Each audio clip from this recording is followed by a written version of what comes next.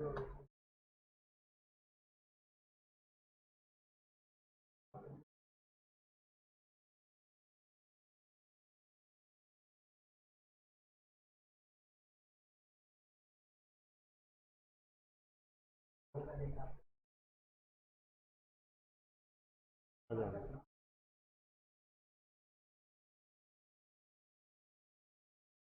ये सामने वाला फैन बंद कर दो ना, इधर इधर इधर।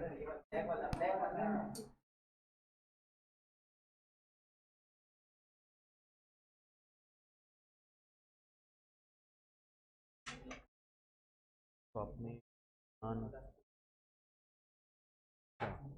समेश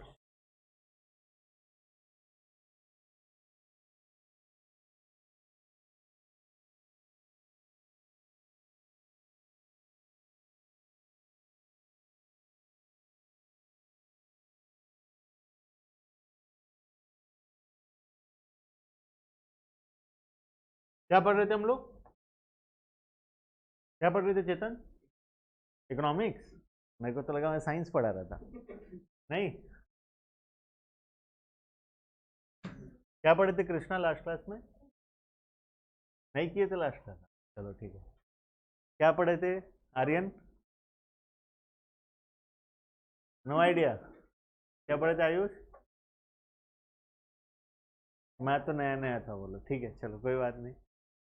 अनमोल? अनमोल क्या पढ़े थे?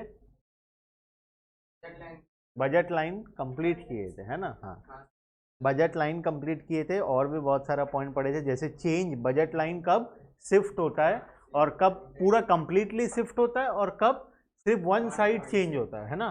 तो उसमें हम लोग यहाँ पे देखो, एक छोटा सा मिस्टेक है बुक में, उसको थोड़ा सा करेक्ट कर लेना, एग्जाम के टाइम में कंफ्यूजन होगा। ये वाला ग्राफ जो है वो नीचे वाले का है, ठीक है? ये जो पहला ग्राफ है वो देखो, change in banana, change in the price of बनाना, ठीक है? ये ग्राफ इसका है, और ये ऊपर वाले का ग्राफ ना नीचे चला गया, नेक्स्ट पेज में साइड में चला गया, ठीक है? तो एग्जाम में कंफ्यूजन हो जाएगा, ठीक है? तो इसीलिए एक बार मार्क कर लो ठीक से, जैसे तुमको समझ में आता है वैसे मार्क कर लो। ये वाला है पॉइंट नंबर 1 का ग्राफ है, और ये है पॉइंट नंबर 1 नहीं, पॉइंट नंबर 2 का ग्राफ है ये, और ये पॉइंट नंबर 3 का ग्राफ है। This is graph of point number 3, ठीक है? तो एग्जाम में कंफ्यूजन ना हो जाए, उस हिसाब से मार्किंग कर लो, ठीक है? ये ग्राफ नीचे वाले पॉइंट का है, और नीचे वाला ग्राफ ऊपर वाले पॉइंट का है, इंटरचेंज हो गया है गलती से, ठीक है? हाँ, पीछे वाला फैन पीछे वाला फैन क्यों बंद किया? आगे का फैन में ना माइक में साउंड जाता है, इसीलिए आगे का बंद करते हैं, ठीक है? चलो, मुस्कान, प्रथमेश, संयम, स्वप्निल, विदिशा, ठीक है? अब आज हम लोग ये चैप्टर को कंप्लीट करेंगे, बहुत हो गया चैप्टर का नाटक, बहुत दिन हो गया चल रहा है, तो आज हम लोग इस चैप्टर को कंप्लीट करेंगे। उसके लिए हमारा कुछ 2-3 पॉइंट बाकी है, जैसे कि एक था स्लोप ऑफ बजट लाइन वाला पार्ट, दूसरा था यहाँ पे थोड़ा सा हमको फिर से एक बार डिस्कस करना था ये वाले पॉइंट के बारे में, और नीचे का लास्ट आखिरी टॉपिक जो था equilibrium, consumer equilibrium bye indifference curve analysis, ठीक है? टोटल ये 3 पॉइंट बाकी है, उसके बाद हमारा चैप्टर हो जाएगा कंप्लीट। आज हम इसको कंप्लीट करेंगे, ठीक है? देखो, consumer equilibrium bye indifference curve analysis. अच्छा, इंडिफरेंस कर्व पता है, बजट लाइन पता है, कंज्यूमर इक्विलिब्रियम कौन से पॉइंट में आता है वो भी पढ़े थे हम लोग, याद करो थोड़ा। कंज्यूमर इक्विलिब्रियम किसको बोलेंगे वो बताओ, कब आता है तो छोड़ो, किसको बोलेंगे कंज्यूमर इक्विलिब्रियम? जब उसको फुल्ली सेटिस्फेक्शन मिल जाए। सिर्फ क्या फुल्ली सेटिस्फेक्शन वाले पॉइंट को हम इक्विलिब्रियम पॉइंट बोलेंगे? वो उसके बजट में भी होना चाहिए, एक ऐसा पॉइंट जहां पे उसको मैक्सिमम सेटिस्फेक्शन भी मिले, और वो पॉइंट उसके बजट के अंदर भी हो। जब वो दोनों कंडीशन सेटिस्फाई होगा तब हम उसको बोलेंगे कि वो कंज्यूमर अपना इक्विलिब्रियम पॉइंट में पहुंच गया, ठीक है? तो अब देखना, टेक्निकली अब जा रहे हैं, ये तो समझने के लिए ठीक था। अब कंज्यूमर इक्विलिब्रियम को डिटेल में पढ़ेंगे, इसमें और बहुत सारे पॉइंट हैं, ठीक है? ध्यान देना, consumer equilibrium refers to a situation in which consumer derives maximum satisfaction with no intention to change it, and subject to given prices and given income, given prices and given income। उसके pocket में जितना पैसा है, product का जो price specified है, उस पैसे में, उस प्राइस में उसको क्या चाहिए, मैक्सिमम सेटिस्फैक्शन चाहिए। उस पॉइंट को हम क्या बोलेंगे, कंज्यूमर का इक्विलिब्रियम पॉइंट बोलेंगे, ठीक है। अब the point of maximum satisfaction is achieve by studying indifference curve, indifference map and budget line together. हमको यहाँ पे इनडिफरेंस मैप भी पढ़ना पड़ेगा और बजट लाइन एक साथ पढ़ना पड़ेगा, क्योंकि दोनों का जो मीटिंग पॉइंट होता है वो पॉइंट में कंज्यूमर इक्विलिब्रियम आता है, तो दोनों को समझना पड़ेगा, जो कि हम ऑलरेडी समझ चुके हैं पहली क्लासेस में, ठीक है। On an indifference map, higher indifference curve represent higher level of satisfaction. पढ़े थे ये? क्या higher indifference curve represent higher level of satisfaction? Anmol पढ़े थे पक्का? मुझे तो याद नहीं है मैं पढ़ाया था। कृष्णा पढ़े थे? लास्ट क्लास में का बात ही नहीं है, उसके पहले का बात है ये, उसके पहले याद नहीं है, बहुत पुराना हो गया बोलो, है ना। पढ़े थे सोनाली? पढ़े थे? क्या है इसका मतलब? Higher indifference curve represent higher level of satisfaction. इसका मतलब है जैसे जैसे हम इनडिफरेंस कर्व में ऊपर वाले कर्व में शिफ्ट होते जाएंगे, 1 से 2, 2 से 3, 3 से फिर 4, 4 से 5, उस तरीके से हमारा सेटिस्फैक्शन लेवल क्या होगा, बढ़ते जाएगा, ठीक है। अच्छा, अगर सेम कर्व में नीचे वाला पॉइंट से हम शिफ्ट हो रहे हैं ऊपर वाले पॉइंट में, तो क्या हमारा सेटिस्फैक्शन चेंज होगा? हमारा सेटिस्फैक्शन चेंज नहीं होगा, हमारा सेटिस्फैक्शन उतना ही रहेगा। तो इसका मतलब इनडिफरेंस कर्व हमको क्या शो करता है? What do you mean by indifference curve? Indifference curve हमको क्या रिप्रेजेंट कर रहा है? It represent combination of two goods, it represent various combination of two goods which provide equal satisfaction to the consumer. कि इसमें अगर जितने भी पॉइंट्स हैं वो सारे पॉइंट्स में हमको क्या मिलेगा, इक्वल सेटिस्फैक्शन मिलेगा। ये सब हमारा पढ़ा हुआ है, ये सब रिवीजन टाइप में ही करवाया जा रहा है ताकि थोड़ा मोड़ा कॉन्सेप्ट याद आ जाए, जिससे कि आज का क्लास में ये वाला पार्ट हम लोग पढ़ पाए, ठीक है। चलो अब on an indifference map, higher indifference curve represent higher level of satisfaction than any lower indifference curve. So a consumer always tries, consumer क्या चाहेगा, to remain at the highest possible indifference curve. Consumer क्या चाहेगा, वो जितना maximum possible highest curve में पहुंच पाए वो कोशिश करेगा, क्योंकि उसको तो मैक्सिमम सेटिस्फैक्शन चाहिए, है ना। तो वो मैक्सिमम सेटिस्फैक्शन को अचीव करने के लिए वो कोशिश ये करेगा कि वो जितना ऊपर पहुंच पाए वो पहुंचेगा। लेकिन क्या वो ऊपर जाता जा सकता है, या उसको रोकने के लिए कोई है? कौन है? बजट लाइन उसको रोकने के लिए आ जाएगा, ठीक है। उसको ऊपर जाने नहीं देगा, उसका पैर खींचने के लिए बजट लाइन आ जाएगा, ठीक है। Subject to his budget constraint. कौन आ गया यहाँ पे? बजट आ गया, ठीक है। अगर बजट ना होता तो इनडिफरेंस कर्व में कोई भी आदमी ऊपर ऊपर ऊपर ऊपर जाते जाता, कोई लिमिट होता उसका? कोई लिमिट नहीं होता। तो बजट लाइन क्या करता है, उस पर एक लिमिट लगा देता है कि इससे ऊपर और हम तेरे को जाने नहीं देंगे। मैक्सिमम पॉइंट सेट कर देता है, वहां तक ही हम लोग जा सकते हैं, उसके ऊपर हम लोग और नहीं जा सकते। क्लियर है? दो कॉन्सेप्ट, एक इंडिफरेंस कर्व का, दूसरा है बजट का, ठीक है। अब दोनों कॉन्सेप्ट को हम क्या करेंगे, मिक्स करेंगे, ठीक है। चलो, कंडीशन फॉर इक्विलिब्रियम में थोड़ी देर बाद आते हैं, घूम के नीचे से घूम के आते हैं, फिर देखते हैं, ठीक है। आ जाओ नीचे। अब देखना, यहाँ पे कुछ इंपॉर्टेंट कॉन्सेप्ट बताऊंगा, एमसीक्यू एग्जाम के लिए बहुत इंपॉर्टेंट है। और फिर लगेगा एमसीक्यू डिफिकल्ट आ गया, लेकिन डिफिकल्ट एमसीक्यू होता नहीं है, ठीक है। चलो, इस बार पढ़ के आए तो देखो कितने जन पास हुए, है ना आर्यन? चलो ठीक है। नेक्स्ट देखो, अब ध्यान से देखना। अच्छा, मेरे को ये बताओ, मैथ्स का एक कॉन्सेप्ट पूछ रहा हूँ, अगर वो कॉन्सेप्ट क्लियर है तो फिर ये वाला काम हमारा हो जाएगा। स्लोप पढ़े हो? Slope of a line, slope पढ़े हो मैथ्स में? स्ट्रेट लाइन चैप्टर पढ़े थे क्लास 8 में, स्ट्रेट लाइन पढ़े थे, उसमें लाइन का स्लोप निकालना पड़े थे। स्लोप किसको बोलते हैं? अच्छा, स्लोप छोड़ो, नहीं भी पढ़े थे तो मुझे ये बताओ, इसका स्लोप ज़्यादा है या इसका स्लोप ज़्यादा है? स्लोप पहले वाले का ज़्यादा है, ए कर्व का या बी कर्व का? क्यों?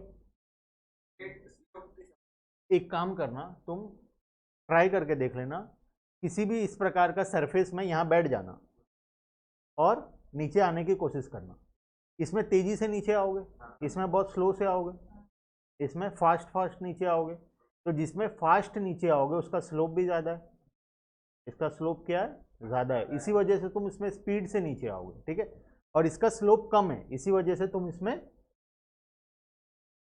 स्लोप इसका कम है, इसी वजह से इसमें तुम स्लो नीचे आओगे, ठीक है। वैसे ही अगर हम इनडिफरेंस कर्व का बात करें और बजट लाइन का बात करें, देखना बहुत इंपॉर्टेंट कॉन्सेप्ट है, यहीं से एमसीक्यू आएगा, ठीक है।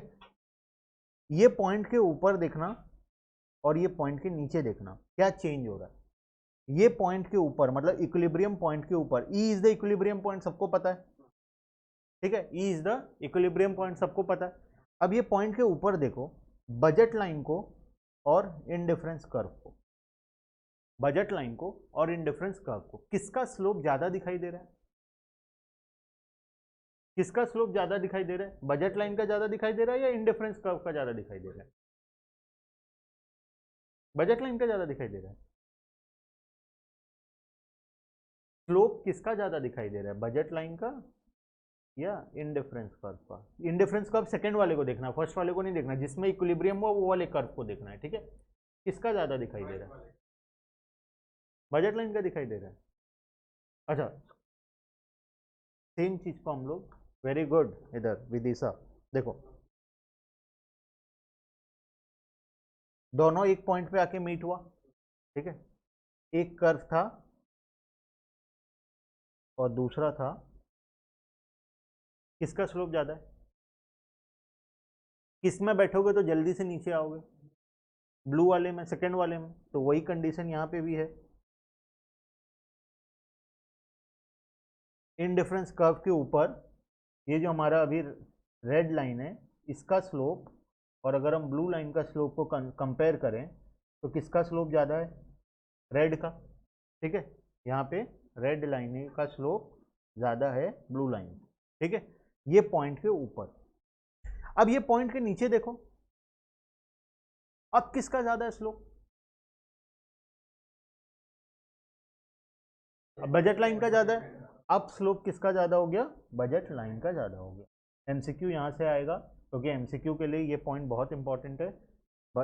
Marginal rate of substitution equals to ratio of price, यहाँ पे हम लोग दोनों के स्लोप के बारे में पढ़ेंगे, ठीक है। तो जो इक्विलिब्रियम पॉइंट होता है उसके ऊपर हमेशा क्या होता है, slope of indifference curve is more then slope of budget line, और इक्विलिब्रियम पॉइंट के नीचे slope of budget line is more then slope of indifference curve, ठीक है। चलो एक बार पढ़ के देखते हैं, थोड़ा मोड़ा समझ में आया होगा, मेरे को पता है बहुत जन को समझ में नहीं आया होगा, लेकिन कोई बात नहीं। At tangency point E, point tangent point E जो कि इक्विलिब्रियम पॉइंट है, the absolute value of slope of the indifference curve, marginal rate of substitution between X and Y and that of the budget line price ratio are same.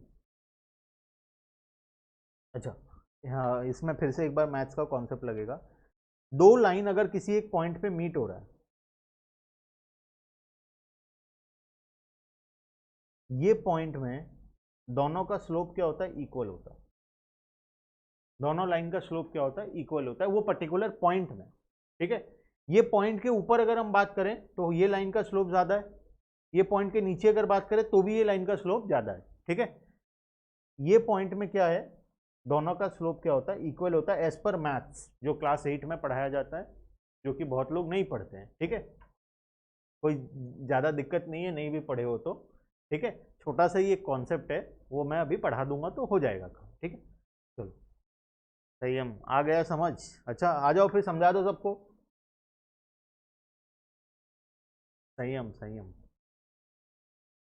ठीक है। चलो, at tangency point D, the absolute value of slope of the indifference curve and that of the budget line price ratio are same। क्या बोला, at point of tangency, point E में क्या होगा, slope equal होगा, ठीक है। Equilibrium cannot be established at any other point as MRS XY is more than price of X divided by price of Y at all points to the left of E। Left of E, left of E मतलब E के ऊपर side में, ये left side है ई का, ठीक है, इसके ऊपर साइड में marginal rate of substitution of X Y will be more than price of X divided by price of Y. अब ये दोनों का मतलब क्या है, M R S X Y होता है slope of budget line, slope of indifference curve, और पी एक्स वाई होता है स्लोप ऑफ बजट। लिख लेना इसको कहीं, लिख लो क्या होता है, M R S X Y किसको बोलते हैं, स्लोप ऑफ इंडिफरेंस कर्व को, और प्राइस ऑफ एक्स और price of Y, price of X divided by price of Y, इसको कौन सा किसका स्लोप बोलते हैं, स्लोप ऑफ बजट लाइन। तो यहाँ पे क्या लिखा हुआ है, इंडिफरेंस कर्व का स्लोप ज्यादा होगा बजट लाइन से, बस टेक्निकल टर्म में लिखा है तो समझ में नहीं आ रहा, लिखा वही चीज है, इंडिफरेंस कर्व का स्लोप क्या होगा, ज्यादा होगा किससे, स्लोप ऑफ बजट लाइन से, ठीक है। उसके बाद at all points to the left of U and M R S X Y will be less than price of X and price of Y. M R S X Y किसका है, indifference curve का है, price of X price of Y किसका है, budget line का है। तो यहाँ पे क्या लिखा हुआ है, इंडिफरेंस कर्व का स्लोप क्या होगा, कम होगा बजट लाइन से, कब, at all points to the right of E, मतलब इंडिफरेंस कर्व के बाद, ठीक है। मतलब यहाँ पे क्या होने वाला है, इसके बाद बजट लाइन का ज्यादा होगा इंडिफरेंस कर्व से, ठीक है, ब्लू लाइन का ज्यादा होगा रेड लाइन से, नहीं अपने रेड अलग बनाए ना, ब्लू रेड को छोड़ दो, यहाँ पे लिख सकते हैं इसके नीचे वाले पॉइंट में क्या होगा, इंडिफरेंस कर्व का कम होगा किससे, बजट लाइन से, ये पॉइंट में क्या होगा, indifference curve equals to budget line, और ये पॉइंट में क्या होगा, indifference curve will be more than budget line. ये स्कूल्स काल में पढ़ाए नहीं होंगे, है ना, और ना पढ़ा पाएंगे कभी, ठीक है, दिक्कत है, क्योंकि जानते हैं ना ये कॉन्सेप्ट ऐसा है कि एक साथ 100 बच्चे को नहीं पढ़ाया जा सकता, है ना, क्योंकि उनको लगेगा कि किसी को ही समझ में नहीं आया, ठीक है। क्या हो स्कूल के क्लास में, कहाँ गए बाकी बच्चे, कोई आता ही नहीं क्लास, तो स्कूल वाले कुछ नहीं बोलते, बढ़िया स्कूल है, 10 लोग आते हैं,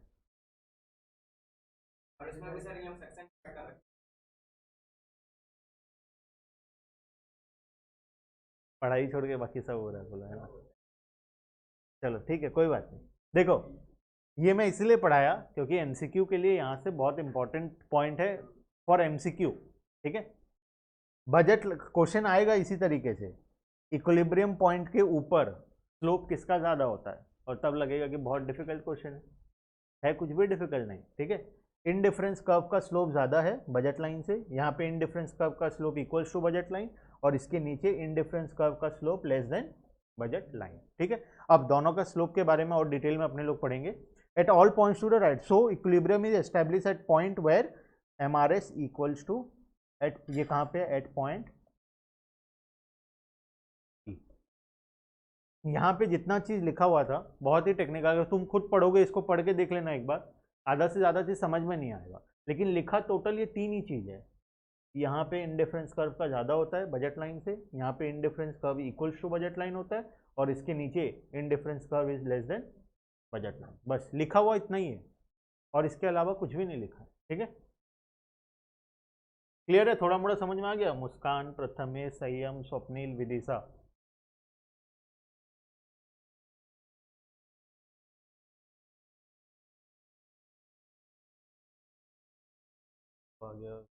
स्वप्निल को, ठीक है चलो, ठीक है बढ़िया है, समझ में आ गया तो, क्योंकि मेरे को तो पहली बार में नहीं समझ में आया था, मैं जब पढ़ता था ना इकोनॉमिक्स तब मेरे को समझ में नहीं आया था, अगर तुमको आ गया तो बहुत अच्छी बात है, चलो ठीक है। Next, MRS continuously falls. The second condition is also satisfied at point T as marginal rate of substitution is diminishing at point T. Indifference का IC2 is convex to the origin at point E. इसको हम पढ़ेंगे, एक बार ऊपर जाएंगे फिर से तब पढ़ेंगे, ठीक है। चलो एक काम करते हैं, ऊपर हम लोग पहले दोनों का रेशियो को रिवाइज कर लेते हैं, है ना, क्योंकि वही सबसे बड़ा प्रॉब्लम बना हुआ है अभी। स्लोप को रिवाइज कर लेते हैं, स्लोप ऑफ बजट लाइन, सबसे पहला topic slope of budget line. क्या होता है स्लोप ऑफ बजट लाइन, अभी पढ़े थे, क्या होता है बताओ,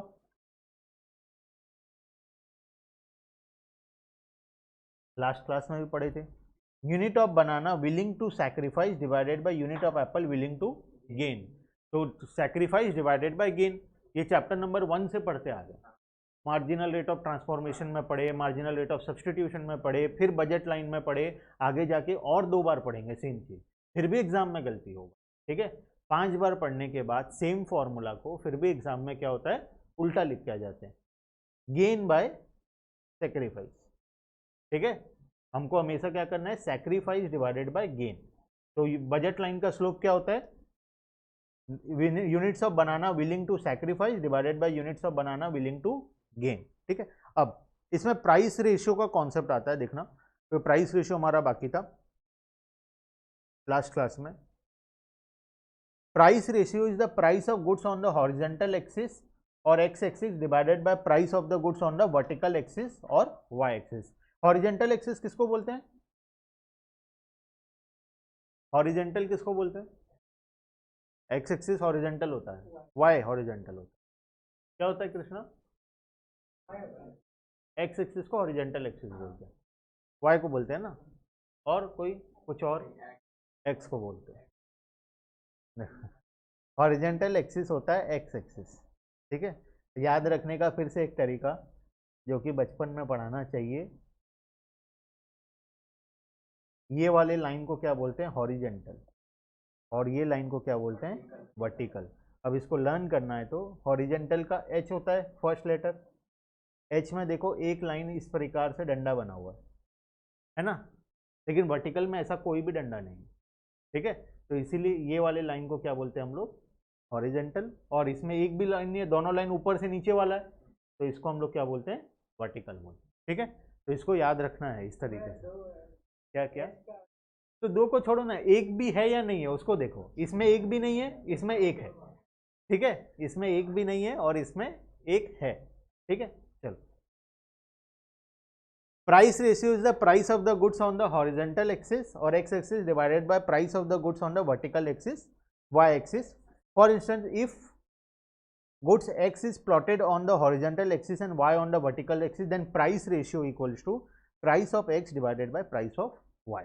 ठीक है, अब देखो 2 फॉर्मूला पढ़े हम लोग स्लोप ऑफ बजट लाइन निकालने का। एक तो था unit sacrifice divided by units gain, और दूसरा फॉर्मूला क्या पढ़े, price of X divided by price of Y. क्या ये हमेशा इक्वल होगा, दोनों हमेशा इक्वल ही आएगा, करके देख लेना, दोनों हमेशा क्या आएगा, इक्वल ही आएगा। अगर प्राइस कांस्टेंट है तो दोनों हमेशा क्या आएगा, इक्वल ही आएगा। ठीक है, देखना, why slope of budget line is represented by price ratio. A point on the budget line indicate a bundle which the consumer can purchase by spending his entire income. So if a consumer wants to have one or more unit of goods on say apple, or then he have to give up the some units of goods too।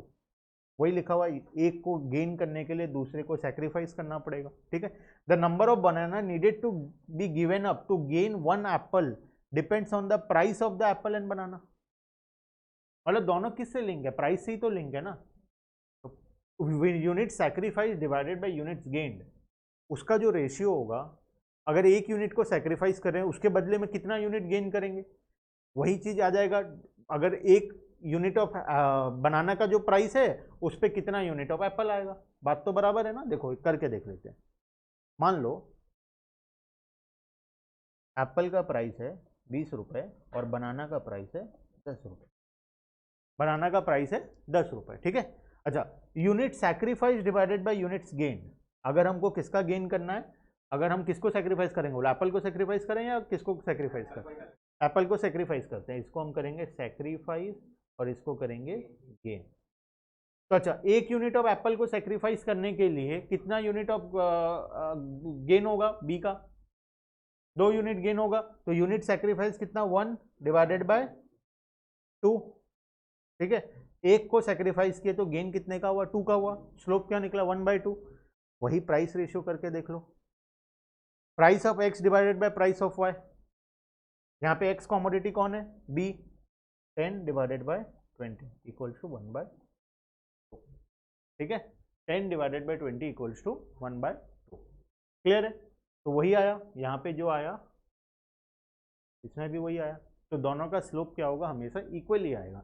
मतलब same चीज निकाल रहे हैं दो अलग अलग तरीके से। मतलब जैसे होता है ना 2 + 3 = 5, 3 + 2 ऑल्सो इक्वल्स टू 5, वही किए हम लोग। ठीक है, दोनों का रेशियो निकाले तो भी जो आया, और दोनों का प्राइस का रेशियो निकाले तो भी वही आया। ठीक है, बात बराबर है, कोई भी फॉर्मूला तुम लोग लगा लो। ठीक है, चलो बी को एक्स इसीलिए लिए क्योंकि जिसका हम लोग सेक्रीफाइस कर रहे थे ना, वो एक्स एक्सिस का यूनिट को हम लोग सेक्रीफाइस करते हैं और वाई को गेन करते हैं जब बजट लाइन बनाते हैं। ऑपोजिट बन, एक को सेक्रीफाइस करते हैं, दूसरे को गेन कर। बजट लाइन कहाँ दिखाओ? अच्छा, ये बजट लाइन जब बनाते हो, यहां से शुरू हो रहा हो, यहां पे हो तुम लोग। इनिशियली कितना unit of B? 0 unit of A. Next जब आगे बढ़ोगे तो कौन सा गेन हो रहा है, कौन सा सेक्रीफाइस हो रहा है? ए गेन हो रहा है और बी क्या हो रहा है? सेक्रीफाइस। और ए क्या हो रहा है? गेन। अब हमारे केस में क्या था? ए अगर गेन हो रहा है तो यहां पे हम क्या बनाए थे? गेन किसका लिए थे? एप्पल का। गेन बनाना का लिए थे, सॉरी, हम किसका लिए थे? गेन बनाना का। तो इधर साइड बनाना था और इधर साइड क्या था? एप्पल। अब निकाल के देख लो, सेम आएगा। हाँ, अगर तुम ऑपोजिट ले रहे हो तो फॉर्मूला ही तो पूरा ऑपोजिट हो जाएगा ना, क्योंकि बजट लाइन शुरू कहाँ से होता है? बजट लाइन शुरू होगा यहाँ से। यहाँ से तो शुरू नहीं करेंगे बजट लाइन को ऐसे बनाना, बजट लाइन शुरू होगा यहाँ से। ठीक है, तो जो यूनिट को हम गेन कर रहे हैं, जो यूनिट को हम सेक्रीफाइस कर रहे हैं, हम लोग उसको उसी हिसाब से बनाते जाते हैं। मतलब फर्स्ट पॉइंट हमारा ये बनेगा, नेक्स्ट पॉइंट ये बनेगा, नेक्स्ट ये बनेगा, आगे आगे बनते जाएगा। मतलब इसको हम लोग क्या करेंगे? सेक्रीफाइस करते जाएंगे, इसको हम क्या करेंगे? गेन करते हैं। तो जो तुम गेन कर रहे हो क्वेश्चन में, उसको एक्स एक्सिस में बना लेना, जो तुम सेक्रीफाइस कर रहे हो उसको वाई एक्सिस में बना लेना। ठीक है, उसके बाद दोनों फॉर्मूला लगा के देखना, दोनों में आंसर क्या आएगा? सेम ही आएगा। ठीक है, सर ए गेन कैसे और क्या हो रहा है? यहाँ से अगर हम पॉइंट ए से पॉइंट बी में जा रहे हैं, तो जब हम पॉइंट बी क्या है, पॉइंट ए क्या था? ए में चलो नहीं समझ में आ रहा तो बी और सी को ले लेते हैं। ये सी था, इसका पॉइंट क्या था? तो यहाँ से यहाँ ये क्या हो रहा है? गेन हो रहा है। और यहाँ से यहाँ ये क्या हो रहा है? सेक्रीफाइस हो रहा है। तो एक्स एक्सिस में जो यूनिट्स है वो क्या हो रहा है? गेन हो रहा है। ठीक है, समझ में आ गया? चलो अब हम कहाँ थे? स्लोप ऑफ प्राइस रेशियो में। Why slope of budget line is represented by price ratio, क्योंकि बात बराबर है, हम प्राइस रेशियो में रिप्रेजेंट करें या फिर हम लोग unit sacrifice by unit gain में रिप्रेजेंट करें, दोनों में आंसर क्या आने वाला है? सेम ही आने वाला है। ठीक है, चलो एज पर टेबल 2.7 एप्पल ए, अच्छा ये एग्जाम्पल दिया हुआ है, होमवर्क है, घर में आराम से करना, बहुत टाइम मिलता है घर में, है ना। चलो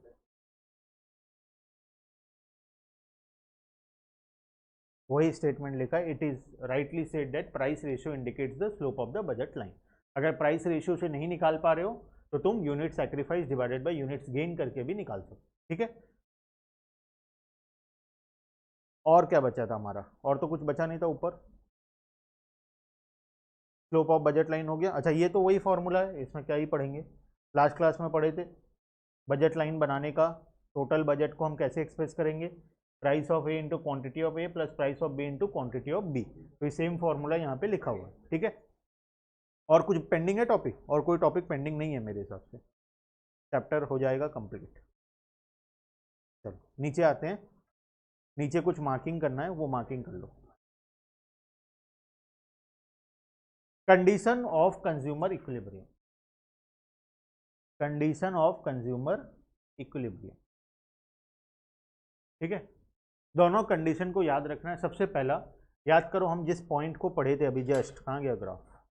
ये रहा।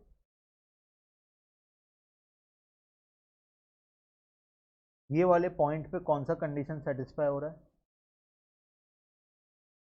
इनडिफरेंस कर्व का स्लोप और बजट लाइन का स्लोप दोनों क्या हो रहा है? इक्वल हो रहा है। ठीक है, तो फर्स्ट कंडीशन तो हमारा हो गया इक्विलिब्रियम का, कि दोनों का क्या होना चाहिए? स्लोप इक्वल होना चाहिए। M R S X Y, M R S X Y क्या होता है? इनडिफरेंस कर्व का स्लोप फॉर्मूला क्या होता है M R S X Y निकालने का? लास्ट क्लास में पढ़े थे, unit sacrifice divided by units gain, ऐसा होता है।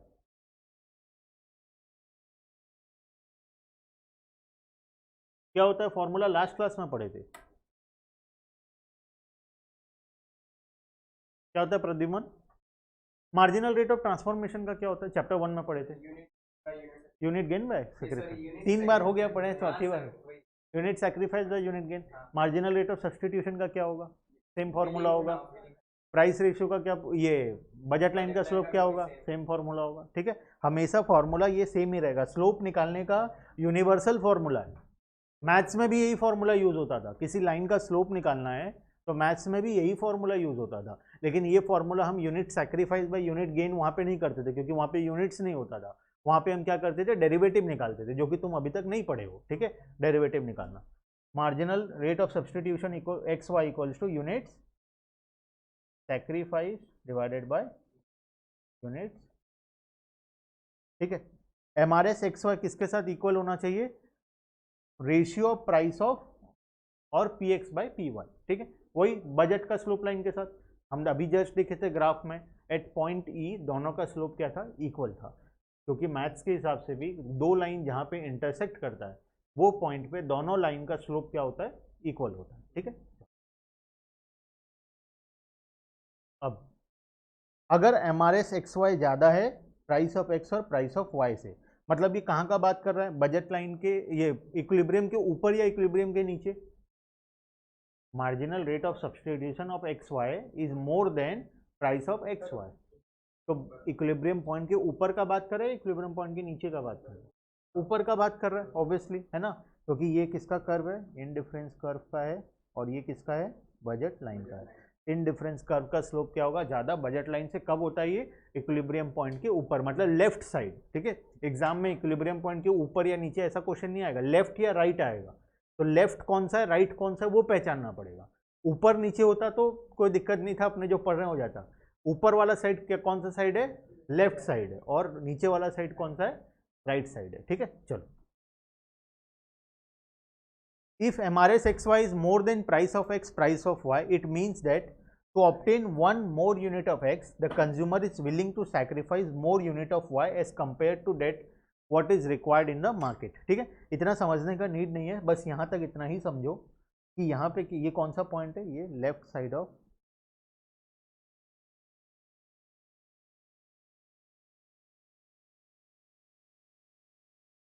इक्विलिब्रियम, और ये है right side of, this is right side of equilibrium. ठीक है, यहाँ पे याद रखने के लिए लिख लेना अपर साइड और लोअर साइड, अपर साइड और लोअर साइड। ठीक है, याद रहेगा एग्जाम में, राइट कौन सा है, लेफ्ट कौन सा है, अपर साइड क्या है, लेफ्ट है, और नीचे वाला साइड क्या है, राइट साइड है। बस उतना ही समझने का नीड है, उसके बाद यहाँ से यहाँ तक समझने का कोई नीड नहीं है हमको। एक्सट्रीमली हाई लेवल है जो कि हमारे लिए रेलेवेंट नहीं है, यहाँ से ये पॉइंट और यहाँ से यहाँ तक का पॉइंट। ठीक है, सिर्फ इतना ही समझ लो तो हमारे लिए काफ़ी है, ये दो चीज़ को। ठीक है, क्लियर। चलो, अब MRS continuously falls, second condition क्या है इक्विलिब्रियम का, MRS continuously falls. The second condition for consumer equilibrium is that MRS must be diminishing at a point of equilibrium. अच्छा, जब हम कार्डिनल यूटिलिटी पढ़ रहे थे तब भी दो कंडीशन था, याद करो। फर्स्ट कंडीशन क्या था, सेकेंड कंडीशन क्या था, कार्डिनल यूटिलिटी में कार्डिनल पढ़े थे ना, याद है, तो कार्डिनल था सिलेबस में, था कार्डिनल, इसी चैप्टर में स्टार्टिंग में पढ़े थे कार्डिनल। तब दो कंडीशन था इक्विलिब्रियम का, क्या क्या कंडीशन था, दो ठो।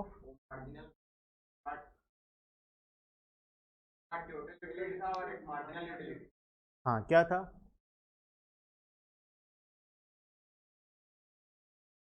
टोटल यूटिलिटी था, मार्जिनल यूटिलिटी एडिशनल गेन करे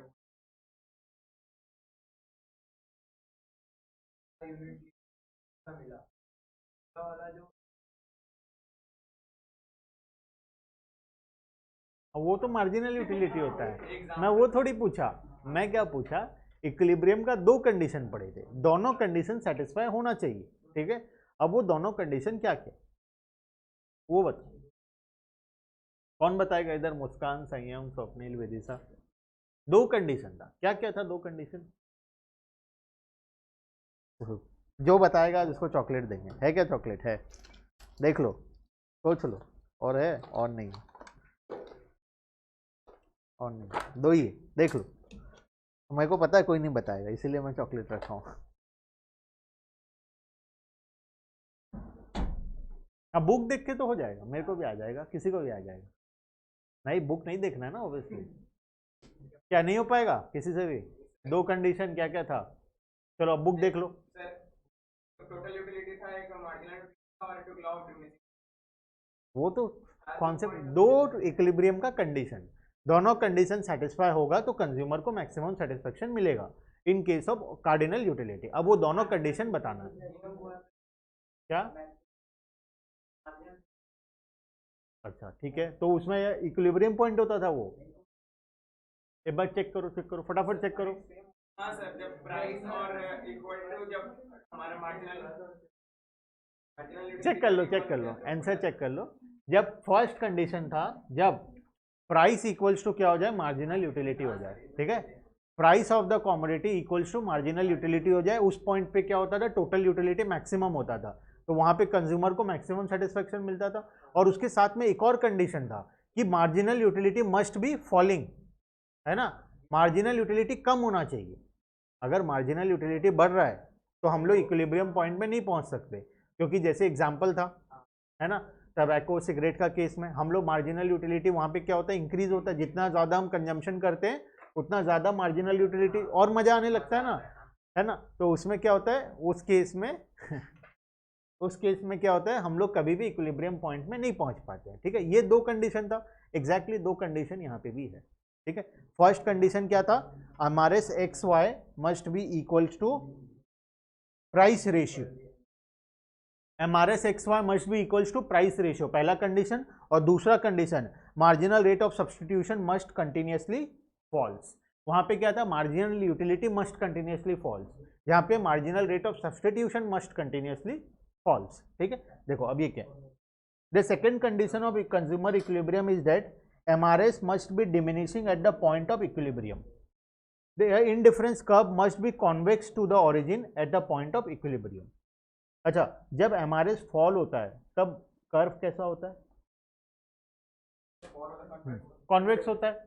पढ़े थे, याद करो, मार्जिनल रेट ऑफ ट्रांसफॉर्मेशन के टाइम में एमआरटी अगर राइजिंग है, कांस्टेंट है और डिक्रीजिंग है, ठीक है। जब राइजिंग होता तो कॉन्केव होता था, जब कांस्टेंट होता था तब स्ट्रेट लाइन होता था, और जब डिक्रीजिंग होता था तब कॉन्वेक्स होता था, ठीक है। उसी तरीके से एमआरएस भी जब डिमिनिशिंग होगा तब ग्राफ क्या होगा? जब एमआरएस डिमिनिशिंग होगा तब ग्राफ क्या होगा? कॉन्वेक्स होगा, ठीक है।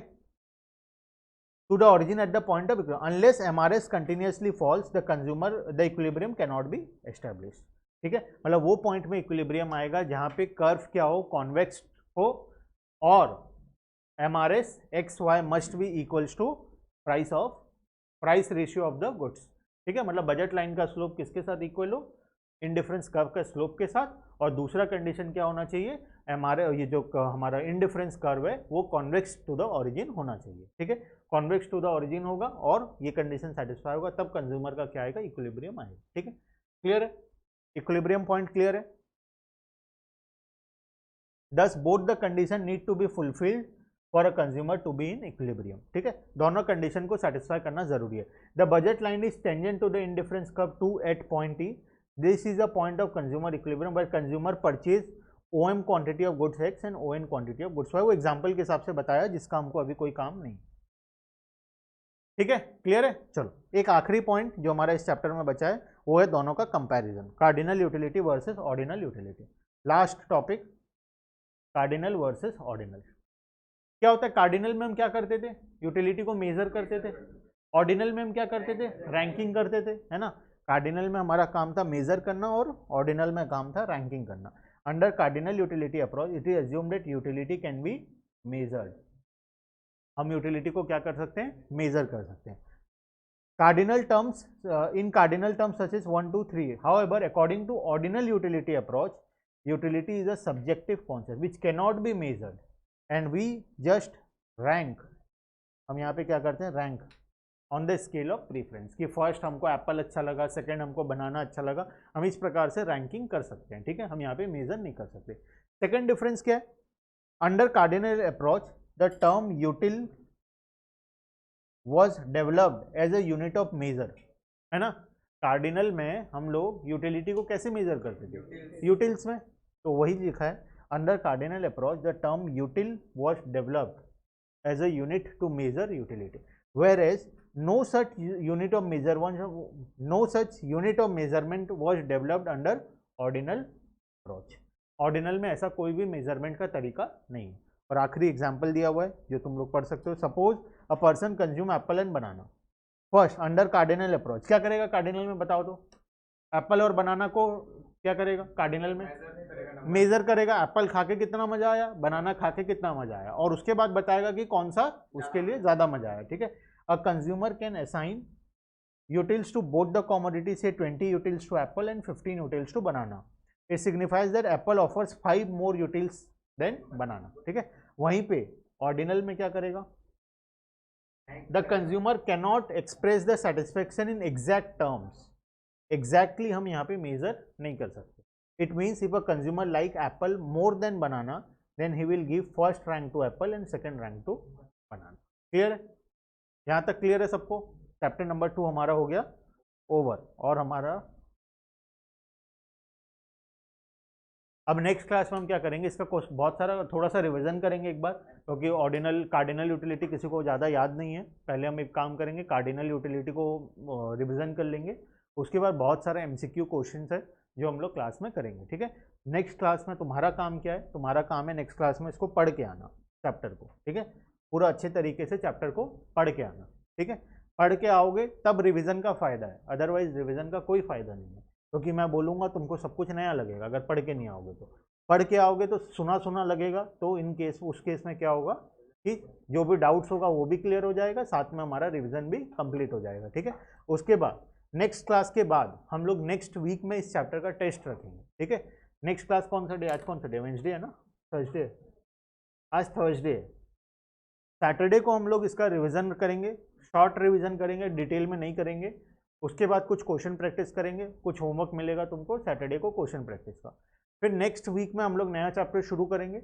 उसके बाद नेक्स्ट वीक में अराउंड थर्सडे पड़ेगा ना, हाँ थर्सडे अराउंड मैं तुमको बताऊंगा, मतलब ट्यूसडे को बता दूंगा कंफर्म कि थर्सडे को टेस्ट है या फिर सैटरडे को टेस्ट है, ठीक है। तो नेक्स्ट वीक में हम लोग चैप्टर नंबर 2 का टेस्ट रखेंगे, ठीक है।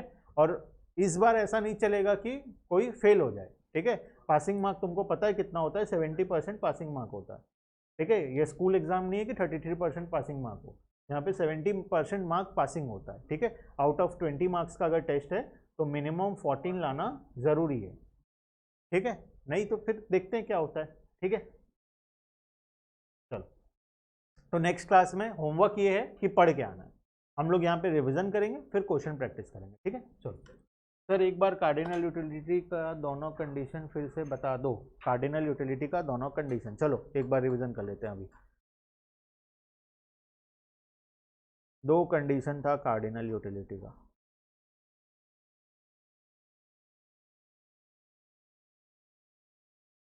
इक्विलिब्रियम कंडीशन,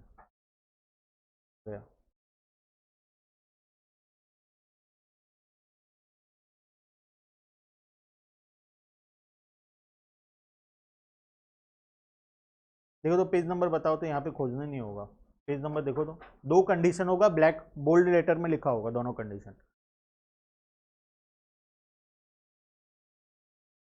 ये इक्विलिब्रियम कंडीशन, ये वाला, यहाँ तो एक कंडीशन है ना, कौन सा, यही वाला क्या, यही वाला, एक और जगह है 2 जगह है बुक में, चलो ठीक है, यहीं से पढ़ा दे रहा हूं, देख लो। फर्स्ट कंडीशन, पहला कंडीशन क्या होना चाहिए, marginal utility is equal to price paid for the commodity, ठीक है, ये क्या है हमारा फर्स्ट कंडीशन है। अब यहाँ पे क्या होता है, देखो जैसे कि हम लोग एग्जाम्पल भी लिए थे, हम लोग क्या क्या कंज्यूम कर रहे थे, हम लोग चॉकलेट कंज्यूम कर रहे थे, ये रहा,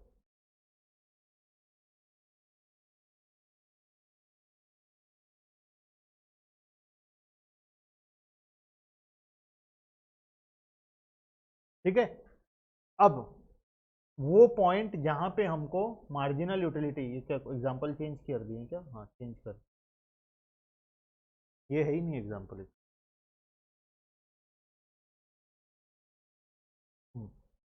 ये पॉइंट में क्या होगा, इक्विलिब्रियम आएगा, जहाँ पे पेमेंट हम कितना कर रहे हैं 20 रुपए और यूटिलिटी हमको कितना मिल रहा है 20 यूटिलिटी, ठीक है। जब marginal utility equals to price paid for the commodity, अच्छा इससे ज़्यादा मिल रहा है तो क्या हम कंजम्पशन को स्टॉप करेंगे? ऑब्वियसली नहीं करेंगे, हम देखेंगे एक और खा के देखते हैं कहीं ज़्यादा मजा आए। इससे कम मिलेगा तो ऑब्वियसली स्टॉप कर देंगे, कोई 20 रुपए दे रहे हैं उसके बदले में हमको 15 का फायदा मिल रहा है, तो ऑब्वियसली कोई भी रैशनल कंज्यूमर तो नहीं करेगा ये काम, ठीक है।